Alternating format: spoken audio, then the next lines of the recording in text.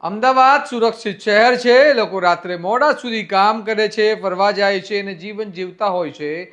પરંતુ જ્યારે નજીવી બોલાચાલીમાં એક મિત્ર બીજા મિત્રની હત્યા કરી નાખે ત્યારે સવાલ ઊભો થાય છે કે શું ગુસ્સો હવે એટલો ખતરનાક બની ગયો કે સંબંધો અને લાગણીઓ પણ તેની સામે હારી જાય.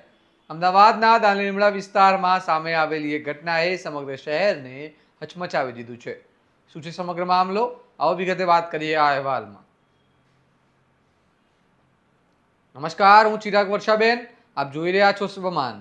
અમદાવાદના દાણીલીમડા વિસ્તારમાં આવેલા ફૈઝલનગરમાં 19 વર્ષીય અમન ઇસરાર પઠાણની તીક્ષ્ણ હથિયારના ઘા ઝીંકી હત્યા કરવામાં આવી હતી.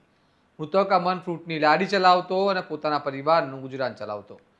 ઘટનાની જાણ થતાં દાણીલીમડા પોલીસ તેમજ એલસીબીની ટીમ તાત્કાલિક હરકતમાં આવી હતી અને ટેકનિકલ અને હ્યુમન ઇન્ટેલિજન્સના આધારે પોલીસે ગણતરીના કલાકોમાં જ આરોપી અરબાઝ ઉર્ફે ભાભી અમીનભાઈ મણિયારને ઝડપી લીધા હતો. પોલીસ તપાસમાં સામે આવ્યું છે કે મૃતક અમન અને આરોપી અરબાઝ બંને ગાઢ મિત્રો હતા.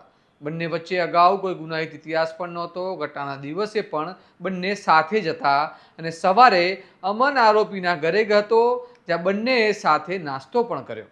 પરંતુ રાત્રે ફોન પર થયેલી બોલાચાલી બાદ આખો મામલો લોહિયાળ બની ગયો અને પ્રાથમિક તપાસ મુજબ અમન દ્વારા આરોપીની બહેન વિશે અપશબ્દો બોલવામાં આવ્યા હોવાનો આક્ષેપ છે. આ વાતથી ઉશ્કેરાયેલા અરબાઝે ગુસ્સામાં આવી ચપ્પુ વડે અમન પર હુમલો કર્યો હતો અને હુમલામાં અમનના પેટ, પીઠ અને હાથના ભાગે 7 થી 8 ઘા ઝીંકવામાં આવ્યા હતા. હુમલો એટલો ગંભીર હતો કે અમનનું ઘટના સ્થળે જ મોત નીપજ્યું હતું અને આ સમગ્ર ઘટનાનો વધુ ચોંકાવનારો પાસો એ છે કે હત્યા બાદ આરોપીની માતાએ જ મૃતકના પરિવારને ફોન કરીને સમગ્ર ઘટનાની જાણ કરી. ત્યારબાદ મામલો બહાર આવ્યો અને પોલીસ તપાસ શરૂ થઈ. સાંભળો આ મામલે પોલીસ શું કહી રહી છે. આજ સવારે દાણીલીમડા પોલીસ સ્ટેશનમાં માહિતી મળેલ હતી કે ફૈઝલનગર વિસ્તારમાં એક ખુલ્લી જગ્યાએ એક હત્યાનો બનાવ બનેલ છે. તાત્કાલિક દાણીલીમડા પોલીસની ટીમ ત્યાં જઈને પ્રાથમિક તપાસ કરતા એવી જાણવા મળેલ હતી કે આ કામના જે મરણ જનાર છે અમનભાઈ ઇસરાર પઠાણ, ઉંમર વર્ષ 19 છે, ફ્રૂટની લારીનું કામ કરે છે. તેઓની હત્યા કરવામાં આવી છે અને હત્યાના ભાગરૂપે આગળ પ્રાથમિક તપાસ કરતાં તેવું જાણવા મળેલ છે કે આ કામના જે મરણ જનાર છે તેમના જ મિત્ર જેનું નામ છે અરબાઝ ઉર્ફે ભાભી અમીનભાઈ મણિયાર, જેઓ ફૈઝલનગર દાણીલીમડા વિસ્તારમાં રહે છે, તેઓ દ્વારા તેઓની હત્યા કરવામાં આવી છે. તાત્કાલિક દાણીલીમડા પોલીસ ટીમ ટેકનિકલ અને હ્યુમન ઇન્ટેલિજન્સના માધ્યમથી તપાસ કરતા આ કામના જે આરોપી છે તેઓને હાલમાં જ હસ્તગત કરવામાં આવેલ છે અને આ અનુસંધાને ભારતીય ન્યાય સંહિતાની કલમ 103(1) મુજબ ફરિયાદ દાખલ કરીને આગળની તપાસ હાથ ધરવામાં આવેલ છે.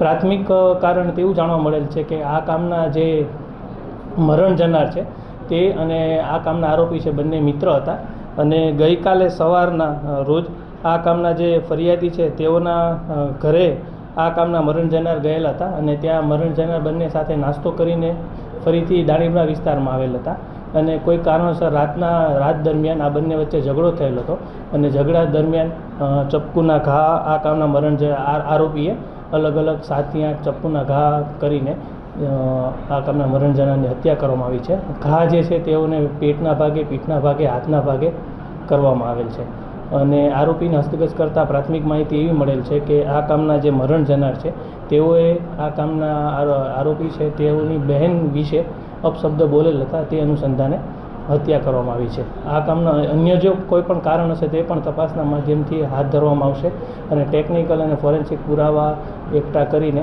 કડકમાં કડક આરોપીને સજા થાય તેની કામગીરી દાણીલીમડા પોલીસ અને એલસીબી દ્વારા કરવામાં આવશે.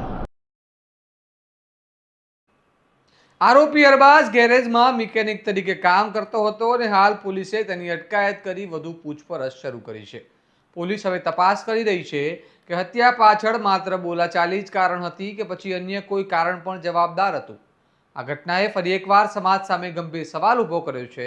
શું આજકાલ લોકોમાં ગુસ્સો અને આક્રોશ એટલો વધી ગયો છે કે સામાન્ય વિવાદ પણ જીવલેણ બની જાય છે? કારણ કે એક ક્ષણનો ગુસ્સો બે પરિવારો માટે જીવનભરનું દુઃખ બની જાય છે. મિત્રતા, સંબંધો અને લાગણીઓ કરતાં જો ગુસ્સો મોટો બની જાય તો આવી ઘટનાઓ ફરી સામે આવતી રહેશે.